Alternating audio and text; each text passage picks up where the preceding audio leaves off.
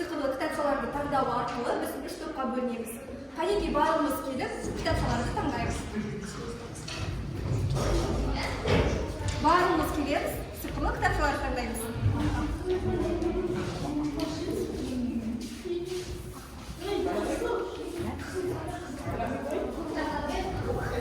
Тез барлығымыз келеміз. Көп кітапшалар бар екен, көп кітапшаларды таңдаймыз. Көп кітапшаларды да таңдаймыз, оқушылар.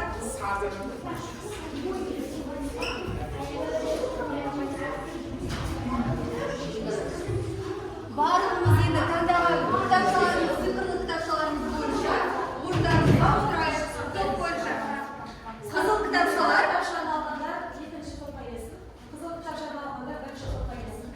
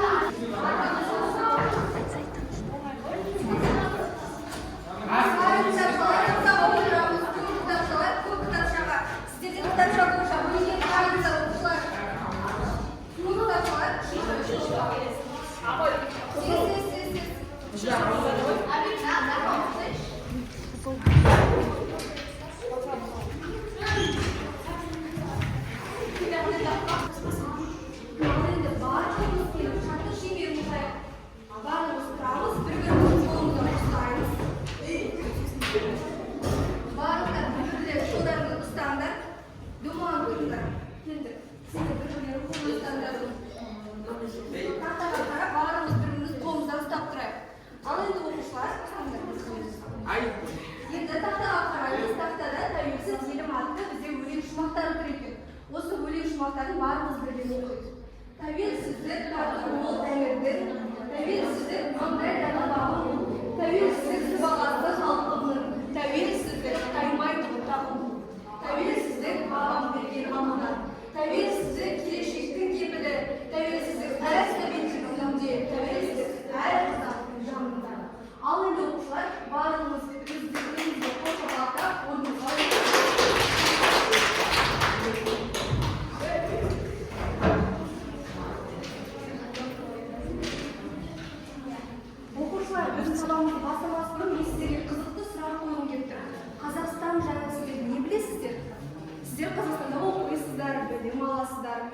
Қазақстанды көркейденсіздер қалайсыздар ма? Өте жақсы. Қазақстан туралы сіздер не білесіздер? Тәуелсіздік бізге қандай қиын жолдармен келді екен? Қол көтеріп, бір-бірден жауабыңызды айтыңыз. Айта қойып. 1991 жылы 16 желтоқсанда. Дұрыс айтады. 1991 жылы біз 16 желтоқсанда тәуелсіздігімізді алдық. Келесі тағы кім айтқысы келеді? Басқа ешкім айтқысы келмейді ме? Дұрыс айтасыздар оқушылар. Сондықтан да қазіргі тәрбие сағатымызды одан да тереңдетіп. Біз елімізбен мақтанамыз, елімізді мақтан тұтамыз. Бұнда біз оқимыз, білім аламыз. Бірақ та бұл тәуелсіздік бізге оңай жолмен емес, қиын-қыстау жолдармен келген болады. Сол туралы айтып өтейік. Барлығымыз тақтаға қараймыз. 16 желтоқсан ата-бабамыздың арманы орындалып, жасампаздығы жаңа белеске көтерілген тәуелсіздік күні. 1991 жылы 16 желтоқсанда елбасы Нұрсұлтан Әбішұлы Назарбаев қол қойған конституциялық заңнан бастау алған тәуелсіздігімізге міне осы жыл толып отыр екен. 1991 жылы КСРО одақтық құрамына енген елдер арасында осы Қазақстан да болды.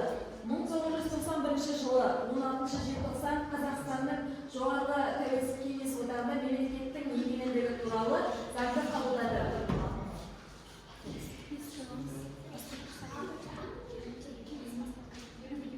Қазақстанның тәуелсіздігін ресми түрде ең алғаш болып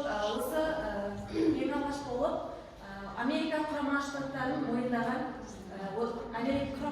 мойындады, одан кейін Қытай, сонан соң Ұлыбритания мойындады. Сонымен қатар барлығымыз бері қарасақ, бізде Қазақстанды ең бірінші мойындаған мұсылман мемлекеті, ол бізде Иран мемлекеті болған екен. Ең бірінші осындай үлкен мемлекеттер мойындағаннан кейін, содан кейін қалған кішігірім мемлекеттер біздің Қазақстанды мойындап, Қазақстан деген үлкен мемлекет пайда болған екен.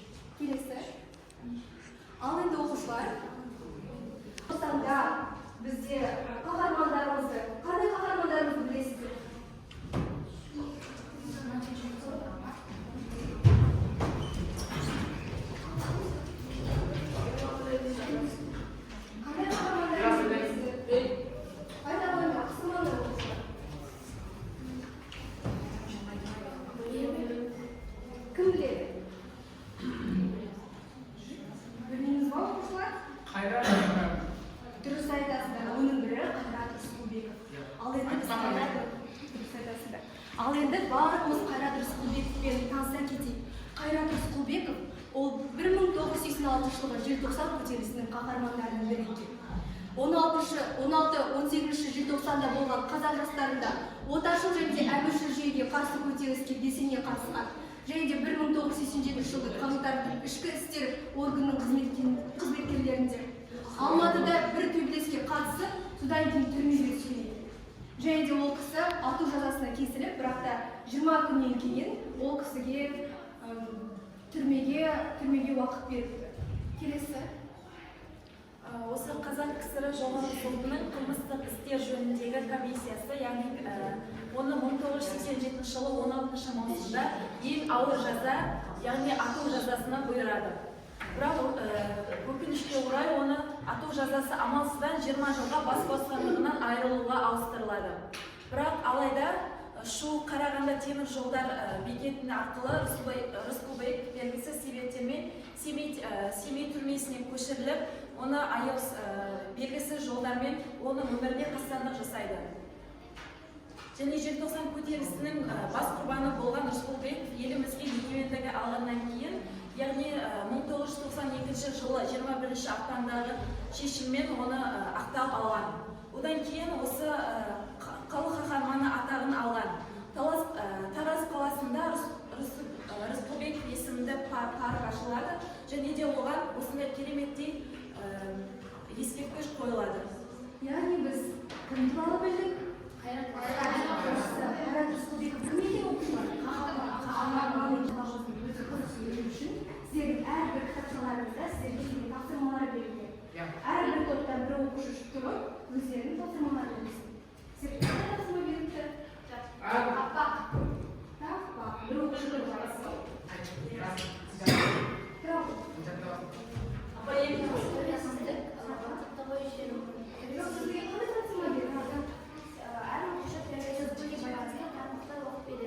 Бірінші топқа тәуелсіздік туралы тақпақ берілген.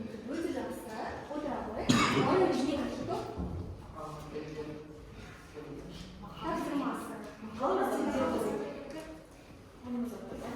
Кім айтқысы келеді?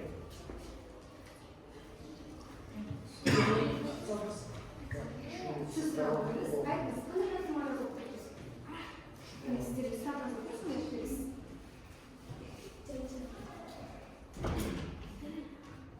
яғни сіздерге тәуелсіздік туралы мақал-мәтелдердің жалғасын тап деп береміз. Сіздерде ішінде тапсырма бар. Сол тапсырманы орындайсыздар. Келесі үшінші топ, сіз айтыңыз, қандай тапсырма жазып отырсыз? Қандай сұрақтар бар екен? Сіз оқыңыз. Яғни тәуелсіздік туралы ақпарат айту керек. Және сіздерде екі сұрақ бар. Екінші сұраққа айтқысы келеді.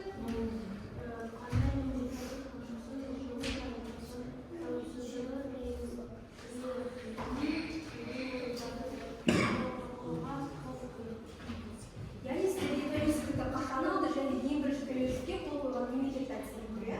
Жақсы, онда барлығымыз бірге топтық жұмыс жасаймыз.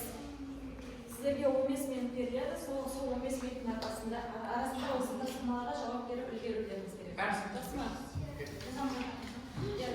Ал мақал-мәтелдер тобы сіздер бір-бірлеріңізге ақылдасыңыздар, істеңіздер. Сіздерде сұрақтар бар. Соған жауап бересіздер, яғни түсіп қалған сөздерін табасыздар.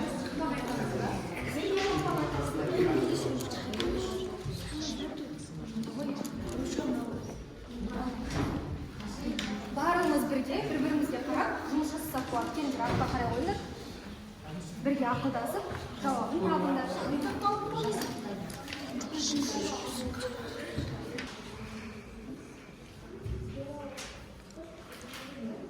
Сендер бір-бірлеріңізге қарап, жұмыс жасасақ бірге ақпарат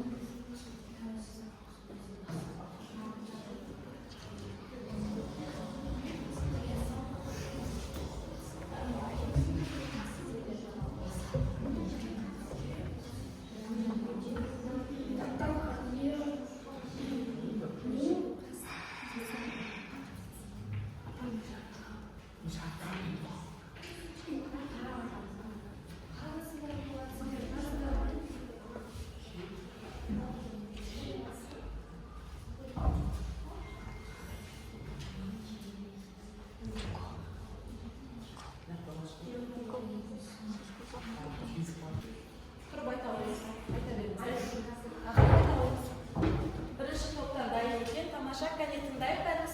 Tayyorgarlik tarixda yelim vaqtda ko'p berib raqam o'tib O'ta kelishgan. Жарайсың, o'tira qo'y. Kelesi kim aytadi birinchi to'pda? Sehr o'yinda taqvo. Ayta o'tiradi. O'ta yaxshi.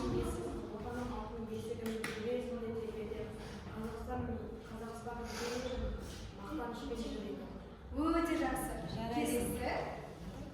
Ayta qo'y. Тәуелсіздік бақытты ғой елімнің, тәуелсіздік шаттығы ғой жерімнің. Арманына жету үшін күрескен, тарихта шежіре болып қалған екен. Өте керемет. Бірінші топ бізде өздері жұмыстарын өте жақсы орындап жатыр. Келесі кім айтады дейді бірінші топта? Жақсы. Бірінші топ өздерінің жұмыстарын аяқтап, яғни 3-4 бала тақпақтарын айтып шықты. Келесі кім дайын? Үшінші топ дайынбыз ба? Ақпарат топ. Ақпарат тобы не іздеп тапты екен? Қандай бізге біз ақпарат іздеп?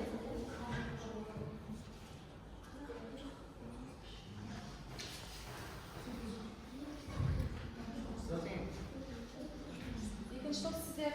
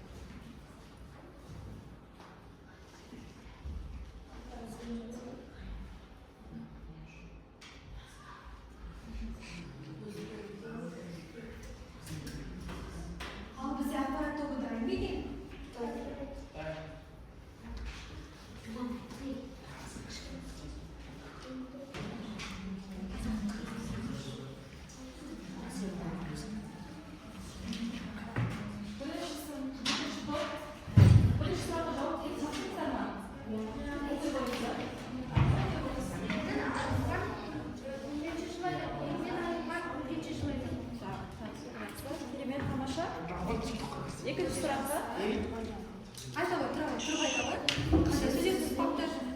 Тәуелсіздік елдің сұлтаны болғанша тәуелсіздік елдің сұлтаны Яғни тәуелді елдің сұлтаны болғанша тәуелсіз елдің сұлтаны бол деген. Тағы дайынсыздар ма? Отыра ғой. Бізде жатыр екен. Бізде екінші ойын, үшінші топ өте ізденіп жатыр екен. Дайынсыздар ма? Ал енді үшінші топты естеймін. Үшінші топты ақпарат ата деп жатыр. Тәуелсіздікті еліміз 16 желтоқсанда 1991 жылы алды. Оның алдында 1986 жылы митинг болды. Яғни 1991 жылы КСР ыдырап, одақтың құрамындағы елдер аударына жеке мемлекет болды. Дұрыс айтасыздар, яғни біздің қайтып жеке мемлекет болғанымыз туралы айтып өтті. Келесі сұраққа кім жауап бергісі келеді? Жауап беріңіз. Сіз жауап беріңіз. Қандай мемлекет қаншаншы жылы Қазақстан тәуелсіздігін ресми түрде мойындайтын протоколға қол қойды? Түркия мемлекеті Қазақстан ресми түрде мойындалатын протоколға 1992 жылы 2 наурызда мойындады. Өте керемет. Бірінші, екінші топ тыңдаймыз. Келесі үшінші сұрақ дайын бар. Үшінші сұрақ болмайды. Сізге айта ғой үшінші сұрақ. Қазақстанның егемендігі туралы декларация қаншаншы жылы және қай күні қабылданды? Бұл заң 1993 жылы 25 қазанда қабылданды. Дұрыс айтасыз, 25 қазанда қабылданды. Барлығымыз естідік пе? Енді бізде дайын емес. Бірінші топты естейік. Тағы айтқысы келіп тұр таппа. Елім менің елім, бақыттығым сүремін, тәуелсіздігіммен қуанышқа бөленем. Өте керемет. Тамаша. құтты болсын тәуелсіздік мейрамы Қазақстан елі ғажап елім көк туымыз жеріміз бейбіт күнде жарқырап Өте жақсы. рахмет. Бізде бірден үшінші топ, яғни бізде сиқырлы кітап тақпақ тобы мен сиқырлы кітап ақпарат тобы өздерінің тапсырмаларын орындап шықты. Бізде орындалған екінші топ қана қалыпты. Қалмады тобы. Онда біз сіздерге қазір бүйтейік, сергіту сәтін өткізейік. Сіздер шаршап қалған шығарсыздар. Барлығымызда, алдыларымызда сіздерде желтоқсан желі атты өлең шумақтары тұр. Соны барлығымыз бірге айтайық. Барлығымыз өлең айтамыз. Дауысы көбейтіп некен бұнда? Не жоқ екен, команда жоқ.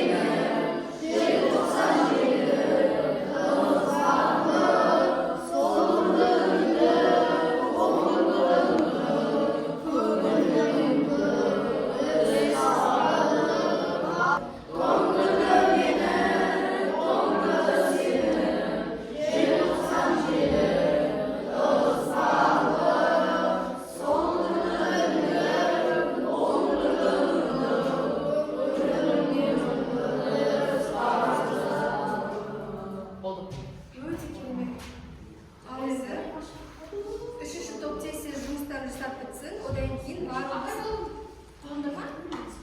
Сіздер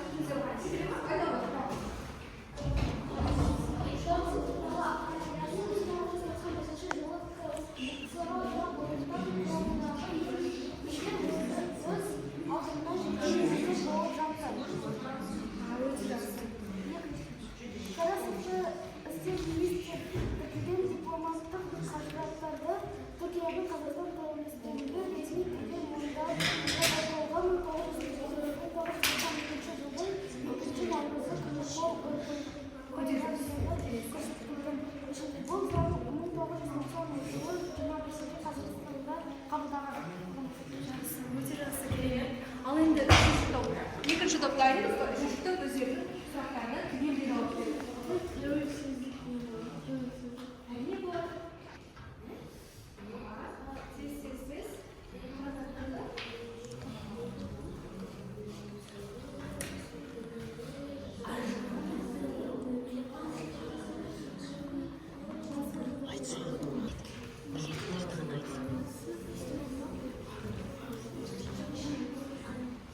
Біз екінші дайын ғой деймін. Үшіншісін айтып бересіздер ма мақал-мәтелдің? Айта ғой. Дұрыс айтады. Тәуелсіздік тарих тұлпарының қос тізгіні. Келесі бір мақал-мәтел қалып ғой деймін. Соны тез шешіп тастайық.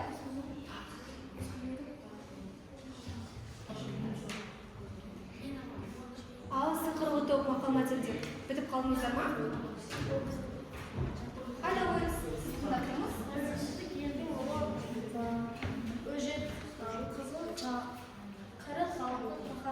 Дұрыс айтады, тамаша. Тәуелсіз елге болу өжет, қызы қайратты, халқы қаһарман болады.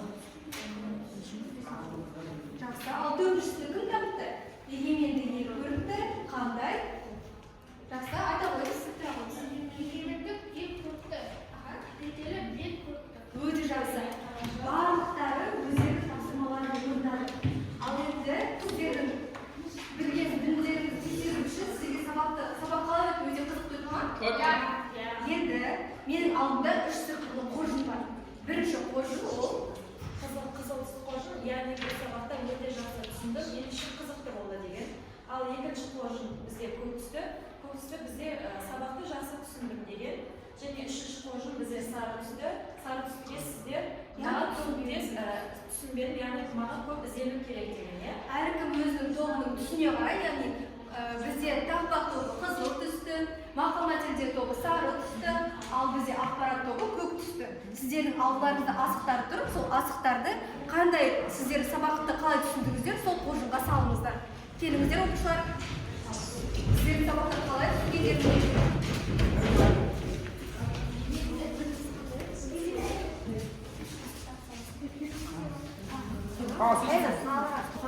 Түсіндім, орташа түсіндім, түсінбедім.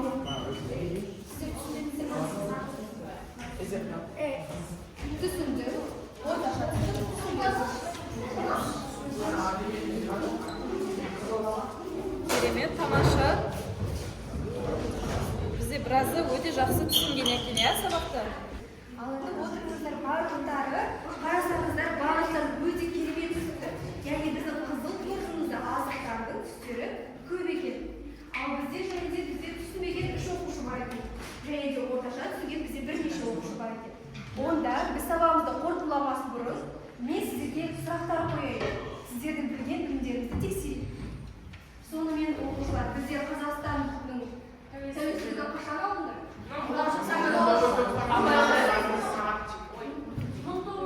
Ал енді біреуіміз сөздер айтайық. 1991 жылы. 1991 жылы 16 желтоқсанда, иә? Өте керемет.